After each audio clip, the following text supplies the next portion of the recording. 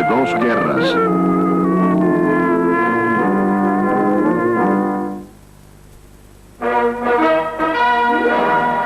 Durante la década del 30, los noticiarios ofrecían una mirada viva de lugares distantes y gente importante.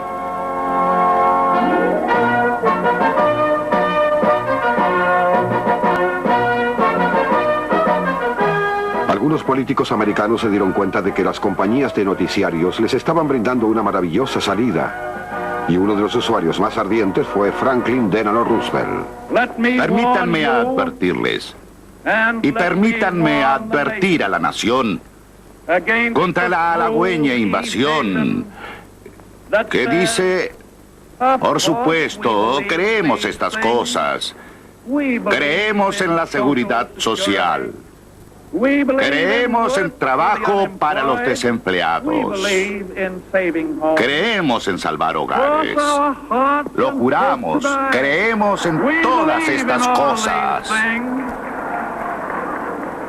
Pero no nos complace el modo en que lo está haciendo el actual gobierno. Nosotros nos encargaremos.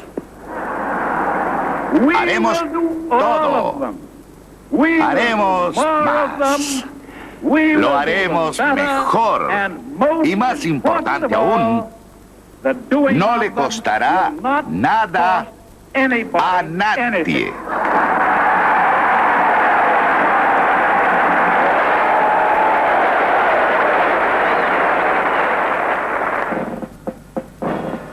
El doctor Joseph Goebbels, ministro de propaganda, controlaba directamente el único programa de noticias de Alemania. Los líderes nazis hicieron de la pantalla un vehículo para proyectar la imagen de Hitler.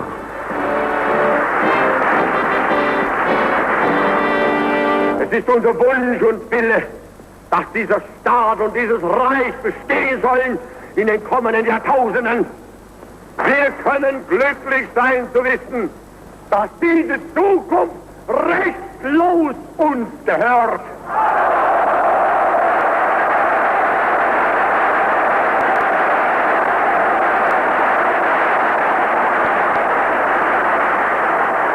Wenn die älteren Jahrgänge noch wanken werden könnten, die Jugend ist uns verschrieben und verfallen mit Leib und mit Seele.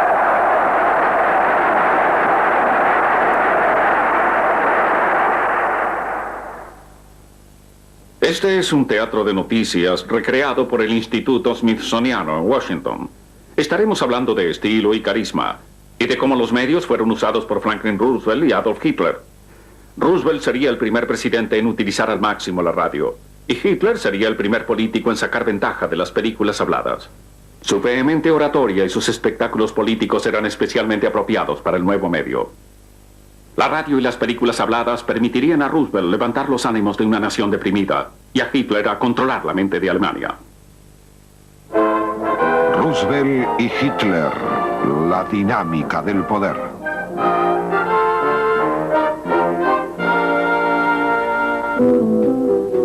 El recientemente terminado Rockefeller Center se hizo famoso por las cadenas radiales que albergaba. La radio era entretenimiento y las noticias ofrecían una ventana a los americanos pegados a ellas debido a la depresión. Fue la voz de Roosevelt la que los americanos reconocieron primero y la que han recordado por más tiempo. No solo eran sus palabras, las de Lincoln eran mejores como las de Wilson, pero la radio nos daba el sonido del hombre. Sonaba como una campana en la oscuridad, no solo anunciando la luz, comandándola. Un estado mental como lo que produjo la Gran Depresión, un estado mental diferente, podía comenzar la cura. Roosevelt lo sabía y comenzó a actuar. El feriado bancario, aunque en muchos casos es un gran inconveniente, nos da la oportunidad de suministrarnos la moneda necesaria para afrontar la situación. Ningún banco sólido está financieramente peor que cuando cerró sus puertas. Permítanme aclarar que los bancos se ocuparán de todas las necesidades. Durante la primavera de 1933, Roosevelt generó programas legislativos solo con su voz. Su primera conversación informal pasó por sobre el Congreso al dirigirse a la audiencia masiva de la radio. Deben tener fe. No deben ser aplastados por rumores o adivinanzas. Unámonos para desterrar el miedo. Tenía una voz de tenor muy alta y una forma muy elitista de leer un discurso. Hablaba como un hombre de Harvard. Y pensamos que esto sería un obstáculo, pero por supuesto no lo fue. Todos decían que este hombre debía ser bastante bueno. Y cuando finalmente llegó a presidente, se lo llegó a considerar un gran orador. Y esto nos sorprendió a todos los que habíamos estado cerca de él antes. El 13 de marzo de 1933 en Alemania, día siguiente de la conversación informal de Roosevelt, un funcionario del círculo interno del partido nazi, el doctor Joseph Goebbels, fue nombrado para encabezar el Ministerio de Propaganda. Bajo la dirección de Goebbels se idearon nuevos métodos para envolver a Alemania en el nazismo. La radio, las artes, la prensa, las películas emitían un solo mensaje. Según palabras de Hitler, la propaganda debe remitirse a pocos puntos y repetirlos incesantemente. Una mente, un cuerpo, todos moviéndose al unísono.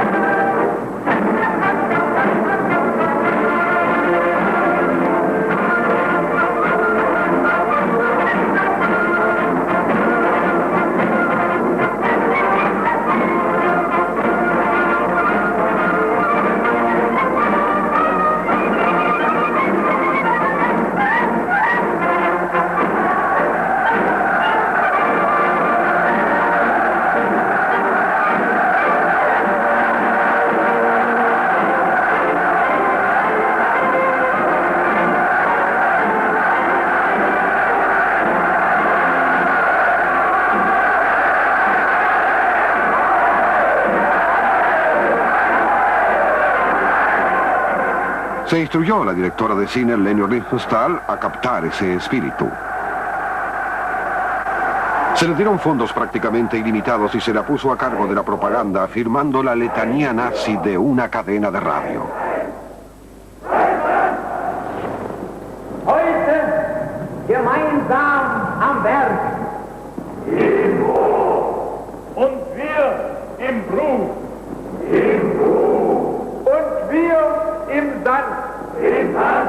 Wir deichen die Nordsee. Wir pflanzen Bäume. Rauschende Wälder. Wir bauen Straßen. Von Dorf zu Dorf. Von Stadt zu Stadt. Wir schaffen dem Bauern neuen Acker. Felder und Wälder. Acker und Brot. Für Deutschland.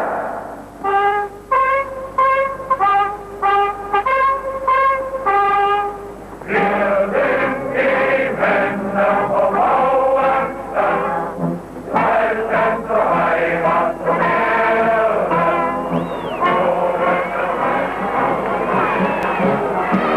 El águila azul, símbolo de la Administración de Recuperación Nacional, obtuvo el enérgico apoyo de la mayoría de los americanos. Marcharon hacia la prosperidad, deseosos aunque un tanto desprolijamente.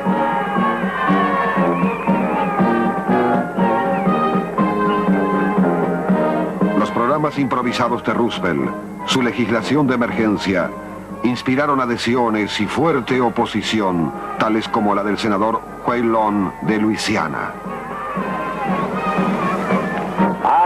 Le advertí a nuestro gobierno y al Senado de los Estados Unidos que estaban cometiendo un grave error cuando comenzaron la Administración de Recuperación Nacional. Llamaron al general Johnson para hacerse cargo de ese gobierno recientemente creado. Comenzaron a prescribir un código para el hombre que estaba en Washington, un código para el hombre que era presidente y un código para el hombre que era lechero y un código para el hombre que hacía velas. Bajo la presión, Roosevelt se mostraba inmutable. Nos vamos de vacaciones por una semana. 4 son miembros de la familia Roosevelt. Es un hermoso día y esperamos tener un exitoso crucero por la costa.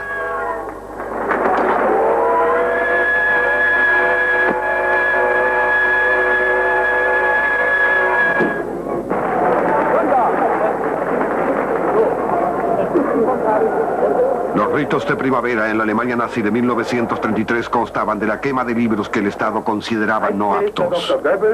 Y en la noche de la quema, el grito de Goebbels era una advertencia del terror que vendría. Si podían destruir libros, podían alterar civilizaciones. Das Zeitalter eines überspitzten jüdischen Intellektualismus ist nun zu Ende.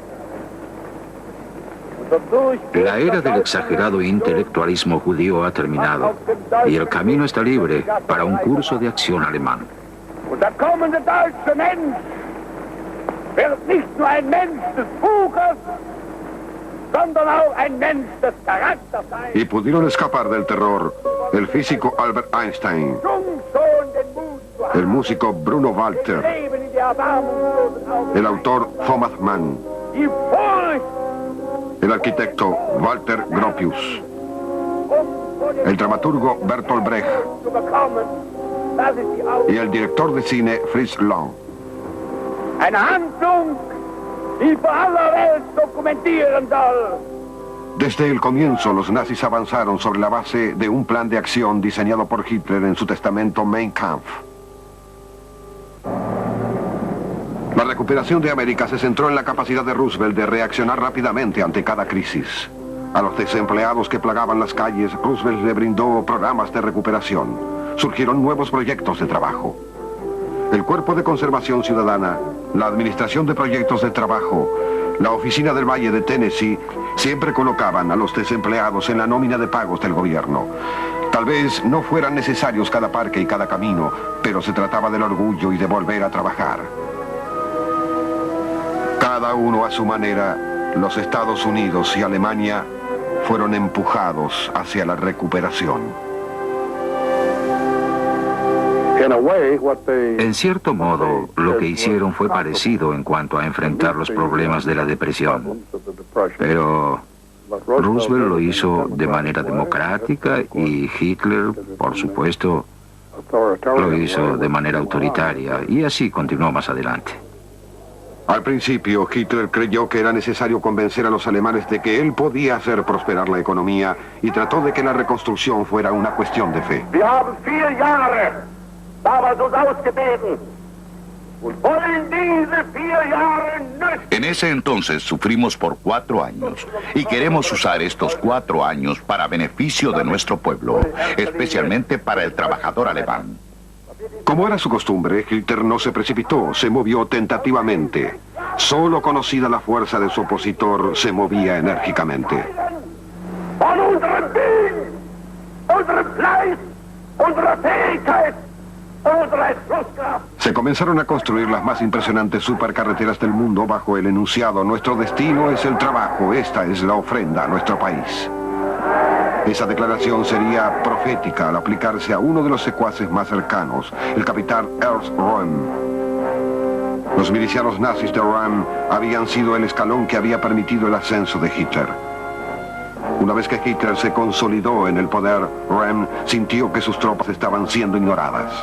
Privadamente consideró la posibilidad de una revolución contra Hitler. Goebbels descubrió el complot e informó a Hitler de la traición de Röhm.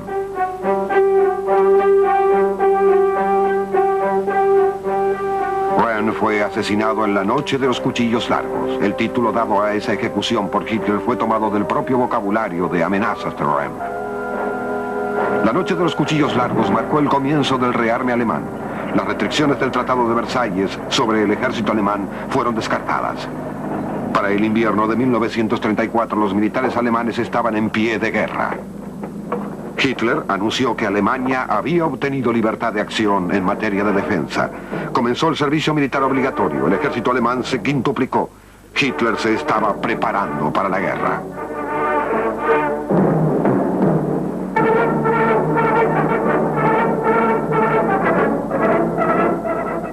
Hitler había sido desairado por Roosevelt debido a su posición en cuanto al rearme y por los diplomáticos franceses y británicos. Hitler aplacó en forma verbal a sus antagonistas e ignoró las amonestaciones sobre el rearme de Alemania. Irónicamente, los desafíos desaparecieron cuando el ejército alemán se tornó más grande, más fuerte, más amenazante.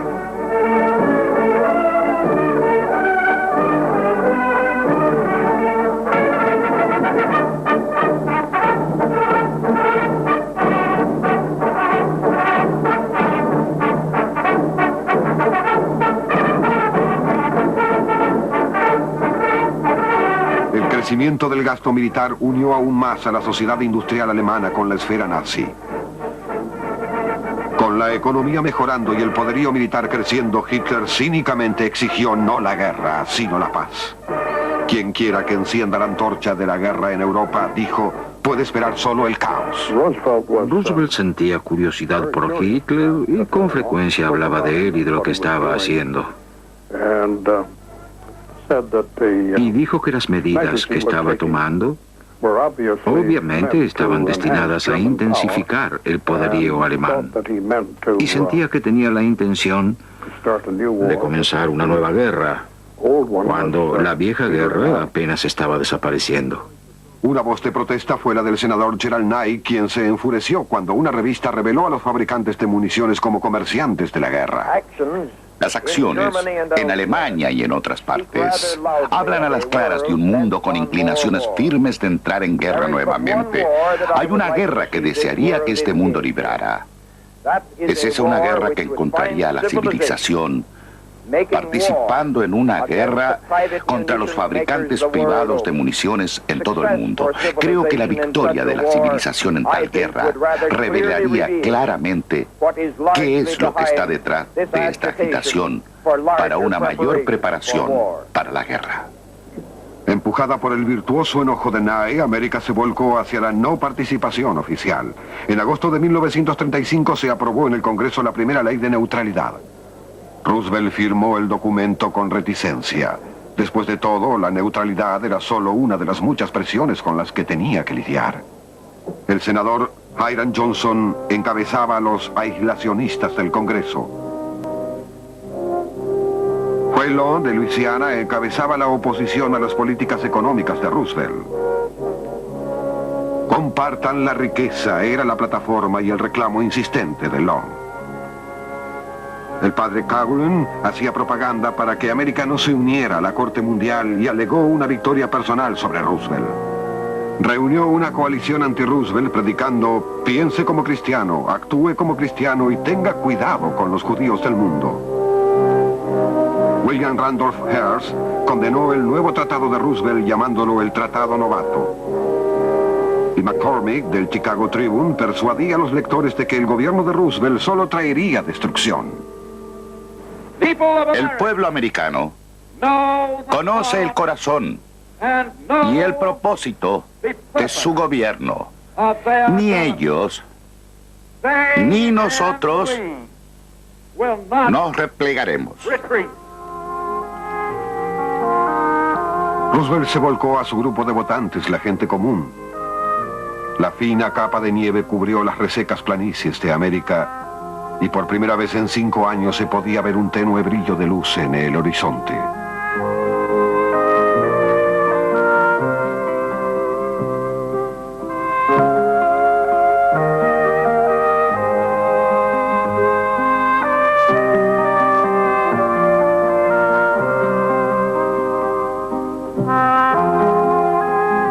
Era tiempo de esperanza, de sonrisas, tiempo en que las palabras que pregonaban contra el miedo parecían tener verdadero significado.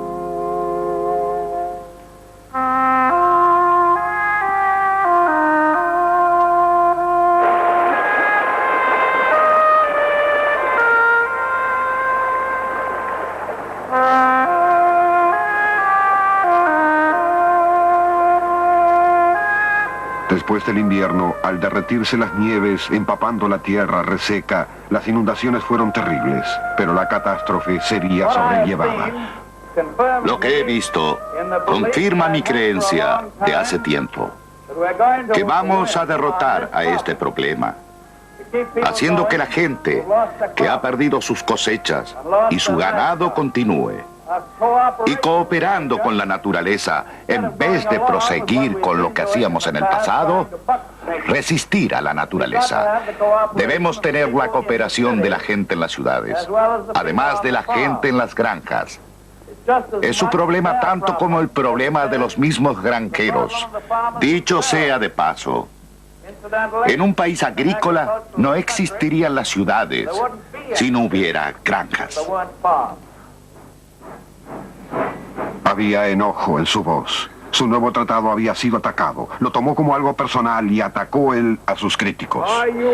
¿Desean entregar a América a aquellos que en el pasado cerraron sus ojos a los problemas de la nación? Por casi 4 años han tenido un gobierno que, en vez de estar ocioso, se ha preocupado por trabajar.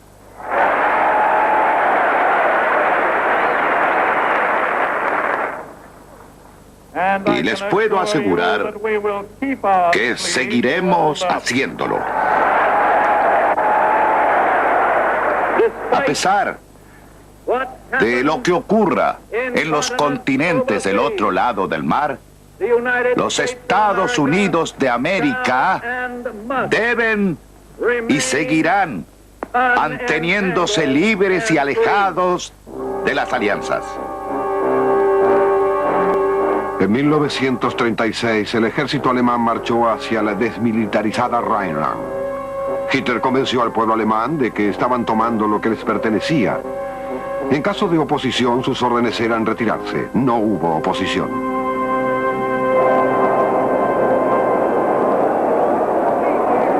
Dos meses después de la expedición Rhineland, el mundo se reunió en Berlín bajo la mirada de Hitler para celebrar la buena voluntad internacional personificada en el deporte.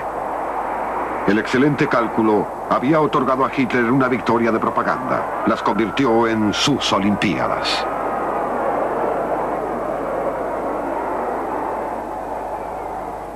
La depresión cedía tanto en los Estados Unidos como en Alemania por diferentes razones.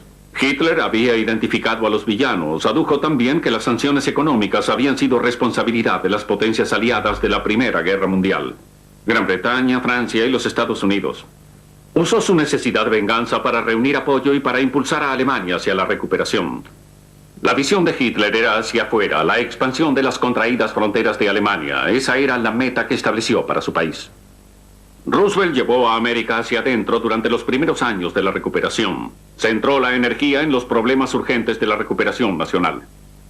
La Ley de Neutralidad de 1935 fue la señal a esa Europa con problemas y a Asia en guerra de que los Estados Unidos aún no estaban listos para intervenir. Como testigo de la derrota de Wilson en la causa por el internacionalismo, Roosevelt no quería aliarse con países extranjeros. Y por el momento parecíamos estar a salvo del fuego que dentro de poco consumiría a Europa. Entre dos guerras.